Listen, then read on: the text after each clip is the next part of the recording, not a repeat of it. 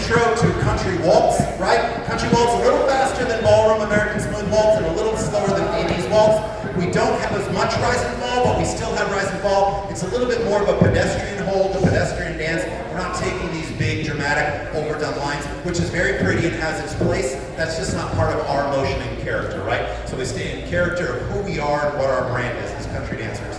So we started with a box step, that's my left foot. I'm gonna go forward, side, together, and back, side, together, and forward, side, together, and back, side, together. That count is 1, 2, 3, 4, 5, 6. Now we lower first, so we lower first and take that step, and we take our time rising up, and then lower a little faster again. So it's called rise and fall, but it should really be called fall and rise. Because we fall first, then we rise.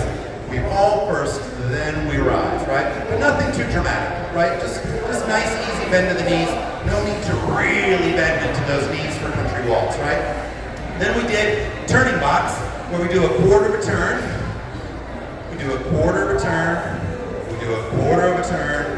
We do a quarter of a turn. So you want to play with that both as a leader and as a follower. Then we got into closed position, and we did serpentines.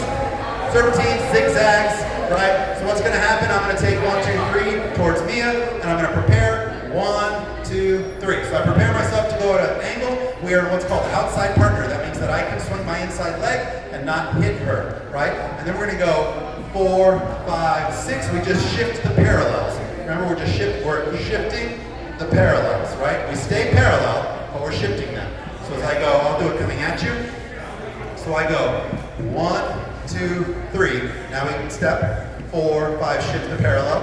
1, 2, 3, 4, 5, and we're doing serpentines across the floor. That's just a little bit nicer basic than just going dead forward at your partner the whole time. You can do that, it's just not as nice, right?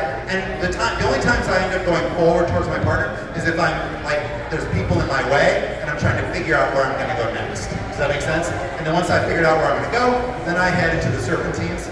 I just showed you, so you'll have it on video. We can do what we call a toss across, just an open box, but we're doing where we're throwing the ball across. I go across, she goes across, I go across, she goes across, then I close her up to me. We prepare and go back into the serpentines. We also do what are called progressive serpentines, where we're both stepping forward with the inside foot, and we're both progressing down the line.